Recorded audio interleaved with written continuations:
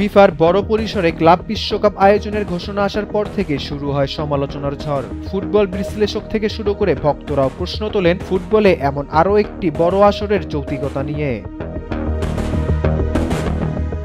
তবে মাঠের খেলা যেন অন্য এক গল্প বলে। এক মাসব্যাপী ৩২ দলের এই প্রতিযোগিতা শেষ পর্যন্ত নিয়ে যায় দারুণ সব চমকে।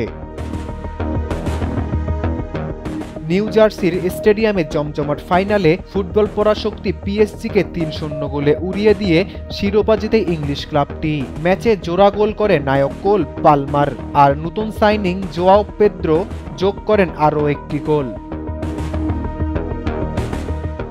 এই সাফল্যে অভিষেকেই চমক দেখান কোচ মারেস্কা, আর ম্যাচ শেষে আত্মবিশ্বাসে ভরপুর মন্তব্য দেন চেলসির ডিফেন্ডার লেডি কলউইল। তার ভাষায়, এটাই আমার ক্যারিয়ারের সবচেয়ে বড় ট্রফি। আমি বিশ্বাস করি ক্লাব বিশ্বকাপ সামনে চ্যাম্পিয়ন্স লিগকেও ছাড়িয়ে যাবে, আর আমরা প্রথম দল হিসাবে এটা জিতলাম। ক্লাব বিশ্বকাপের আয়োজন নিয়ে যতই বিতর্ক থাক, শিরোপা লড়াইয়ে ৮২,০০০ দর্শকের উপস্থিতি যেন অনেক প্রশ্নের জবাব দিয়ে দিল। কলউইল আরও বলেন, টুর্নামেন্ট শুরুর আগে আমি বলেছিলাম আমরা এটা জিততে এসেছি। তখন অনেকে ভেবেছিল আমি পাগল। এখন আমি আবারও বলছি আমরা প্রিমিয়ার লিগ ও চ্যাম্পিয়ন্স লিগ জিতব।